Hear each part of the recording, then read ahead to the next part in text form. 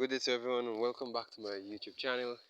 Here I'm actually into the land which I actually promised you guys to show you that I actually do is great work here. So as you can see, what I actually did is I did some molding. Okay, so I did some molding to my plantain, fig, whatsoever it is. I'm giving them a very nice molding. And what I actually try to do is always keep the leaves green. So that's going to encourage the rest of the tree to grow, to look great, and to come up and be strong. So I'm going to show you guys my little water setup because I've been setting it up for some time, but I think it's gonna work for overnight. So as you can see, here is my little drain,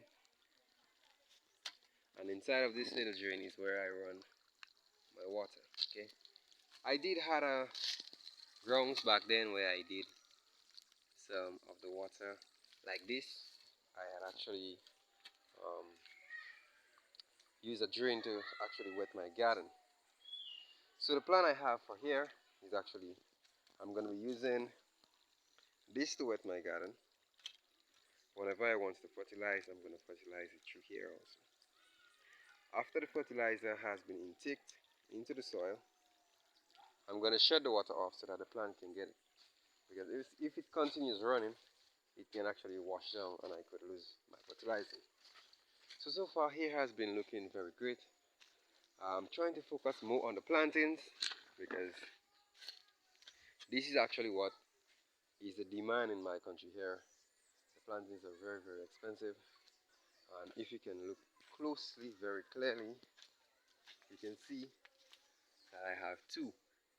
Okay, I have one here and I also have one over there. Okay,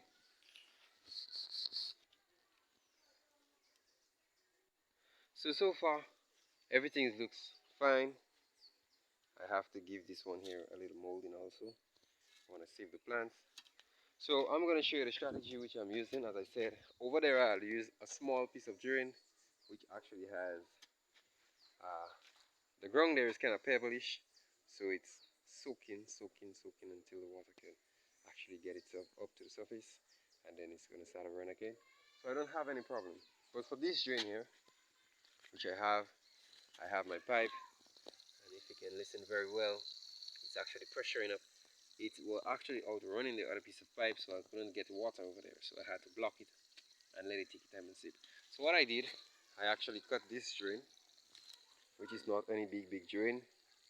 And when I cut the drain, the land is a little bit sloping, so the water is going to take its time and the earth's going to absorb all the water. So instead of doing an over the ground wetting, which going to help bring back the boost of weeds, vines, and stuff like this, I decided to do a deep underground wetting, because when I do it like this, the plant's going to tend to get the underground water, which is going to be more focused on the roots. So any fertilizing taking place, this is going to be the same method which I'm going to be using. I'm going to actually make sure that I dissolve the fertilizer here as much as possible. And when the ground is already soaked, I'm going to put my fertilizer, shut off my water, so that my plants can take its time, absorb the water, absorb the fertilizer, and this shouldn't be a problem. So if you look at it, you can see a slight little slope. So the water is going to take its time and it's going to go through the earth. But actually here is a piece of ground that actually has more cliffs. So if you can see, it's kind of a cliffy, watery kind of a ground. So, sorry, cliffy, muddy kind of a ground. So you can see more of clay soil. And that's the reason why I wanted to actually deal with my melons here, because actually if I'm doing my melons, it's going to be very great for me, because melon like this kind of a coasy soil. They don't like a soil that actually holds water and stuff like that. They love a soil that's a little bit coasy and one that drains very well, because they tend to be one of the hottest sun kind of a crop. So besides this, I have this space here which I had actually had some pieces of wood I bring across my tanks, and what I want to do is I actually want to use up the space to actually do some plantings. And where you see the holes like these, that's where my melon comes. So I did some transplanting. I went and get some powerful plants. As you can see, I went and get some planting plants. I've given them a little bit of water. I actually have two feed plants here. They actually catch it up already, but I destroyed them with my ship. So I actually kept her off the garden for some time because she's actually pregnant and she was actually running all over the place, which I didn't want. Also for my big Sims, I'm going to remove them from up here, which I did, and I'm going to put them to the bottom piece of the land where they can actually run. Because the water is going to stay on for some time. As you can see, I had the water up here running for some time, so up here is really wet. So I have no problem with up here for now. So I'm going to give here a rest because they actually get some really good water. So what I'm focusing on doing now, I'm focusing on planting backs most of my planting trees. That's why I actually want to plant more than the figs because that's the higher demand. Even in the bigger piece of garden, I had started a piece of plot where I'm going to be doing only plantings because I have a plot where I'm actually doing only figs. So I have my only fig section. It got one or two planting in it, but I'm going to have my strictly only planting there. And within the planting, I may still do some tanias in between because that's what I will do. That's my thing. So it's actually the more of the long-term crops. As I said, I'm gonna try and take some time or a day to go higher up to the piece of land, and I'm gonna try following that little ravine, which is right boundary with my garden there, and I'm gonna try my best to actually get that piece of water from anyway up, down, side, cross, wherever, and then I'm gonna, as long as I find the water, I can bring it straight to the garden, and then where the water is gonna fall, the water is gonna actually fall like up the hill. So it's gonna be like soon as you, okay, for instance, between this piece of space here, the hill goes all the way up there. The stream goes all the way up there. So if I get the water to the top, I'm just gonna cut a hedge drain in my land, and I'm just gonna empty the water there with one lock off. And by doing this, the land there is actually a very good draining land because it's on the slope. So when I have to wet, I just gonna do one opening. I'm gonna soak it for like overnight because I know for surety by the time overnight, whatever is on top is gonna come down until it reaches down to the flat, and it's gonna continue going down until it's actually finished out. So this would not be a problem for me, and I'm hoping to see more things like this here. So if you watch clearly, you can see that this one actually had through, and besides it, there is other plants, and I'm very technical, skeptical with my plantings. I don't really want them to come off the ground, falls, because I actually had to lose a plant, and I felt it really bad. It actually hurt me knowing that it was a very wonderful, powerful plant, and I tried taking off a plant from it without molding it, and it fell, and I felt very devastated about it. It actually hurt my heart a bit to know that the hard work I put out, the tree just reached 9 months, 8 months, and it didn't reach 9 months, I could say. It reached like 6 months. It could be 4 to 6 months within that range because I planted a cool time now. And when I see how it had just fall, ah, it made me feel bad. But actually, I was so lucky, as I said in my earlier videos. The reason why I actually gonna recommend doing long-term crops, figs, whatsoever you has, like figs, dashing, tanias, because actually you're gonna get back plants. So with a short crop, whenever this plant died, as my planting tree had died, fall down, and I couldn't get the use of it again, it would have been a huge tree like this now. I would have been standing up here and it would have been taller than me, but I lost it based on my taking out of a plant and not actually molding it back and keep it from. So I felt that, so I decided I'm not going to take that pressure again. So one thing I want to show you within the short crop plus the long term crop is that actually, if it was a short crop I got there, it was a pumpkin, it was a cucumber, it was a melon, and that had happened, it had uprooted by some reason, then I would not have gotten back a plant. I would have had to do the whole process over again. It's going to take like some weeks. Okay, that's just the benefit of the planting too. The short crops, it's just going to take a few matter of weeks. But if you're actually in the field and you're looking to do something great, then it should be something that you should be passionate about, knowing that you actually could have a backup. So that's why the long-term crops, the farmers won't tell you this because actually that's where they make most of the money through the planting, the bloggers, dashing, the tanias. Those stuffs actually gives you plants. But with the short crops, you have to actually get back plants. You may have to buy it from a nursery. You may have to sow it for yourself. It's going to take some time, and then you have to plant it. You have to get the watering and all the stuffs. But with these stuffs, even in the dry season when actually outside is really hot, the trees don't just wither away. They don't just fall down apart and just die like how you may have lettuce and they haven't get water for 4 days and actually they look like they're drying up already, and even if the fifth day they may be actually burnt and there's no way that plant's going to come back. But with this thing, I may lose the big plant from it, yes, but actually I had saved one of the stalk of it. Okay, so all these here are the extra roots which are actually from the ground. I leave the comb a little bit over the ground because I wanted the plant to send up more suckers, because there actually are more suckers that is going to be sending up.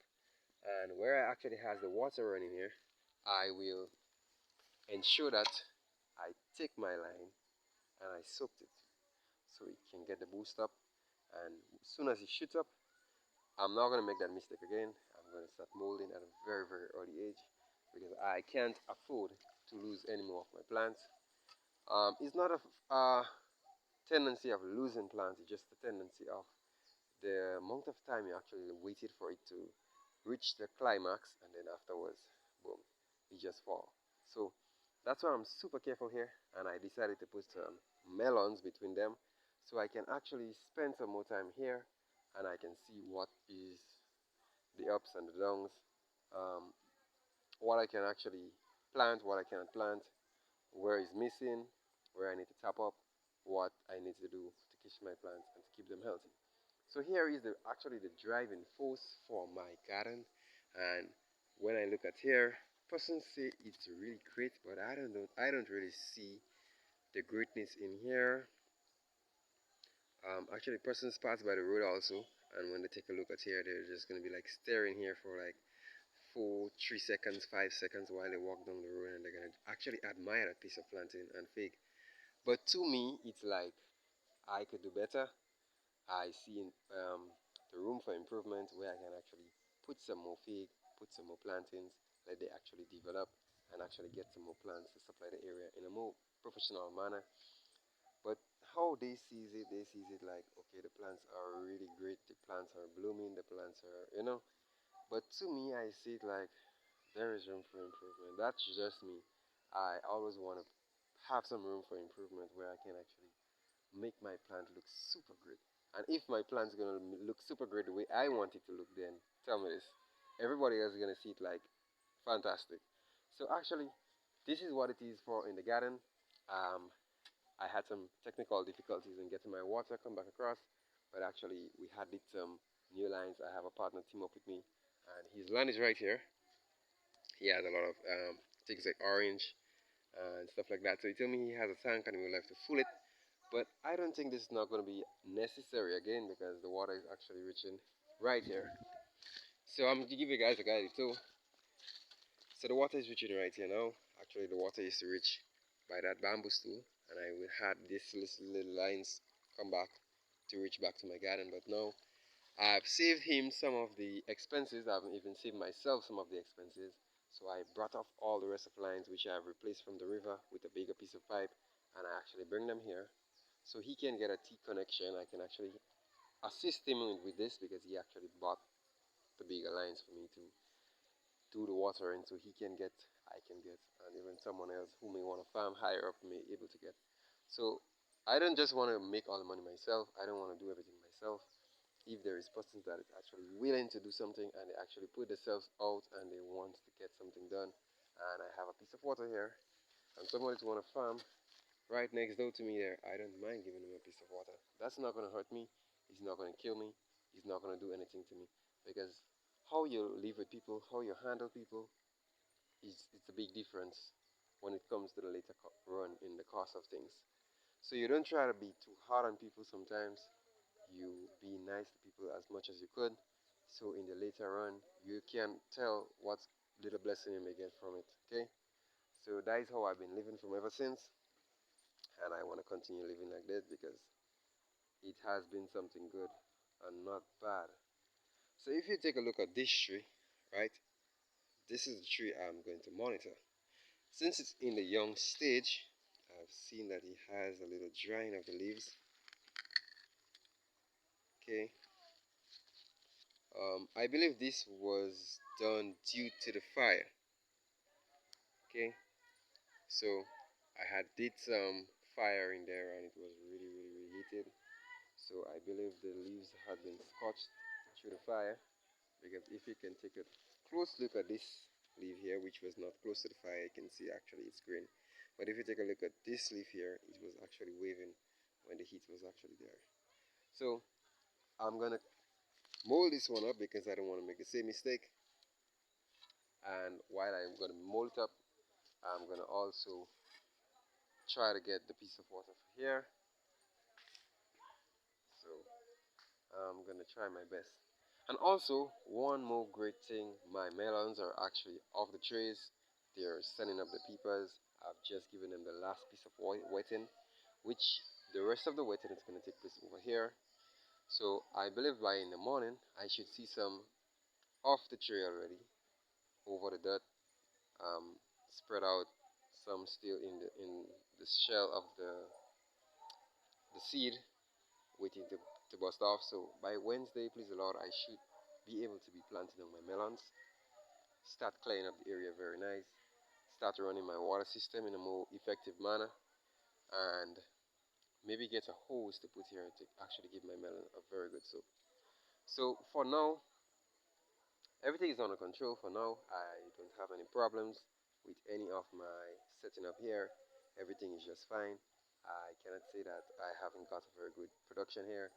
As I said, people see the production and they love it, but to me, I still believe in giving it some more effort, okay?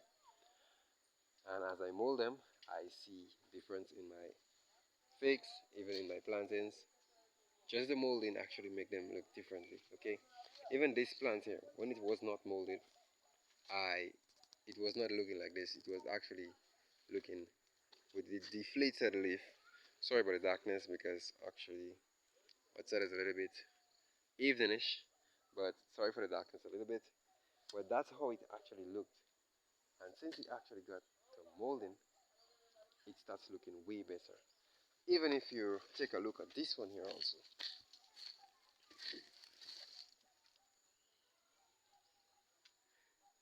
I doubt you could see it. So actually, I'm not going to waste any more time here because it's a little bit dark.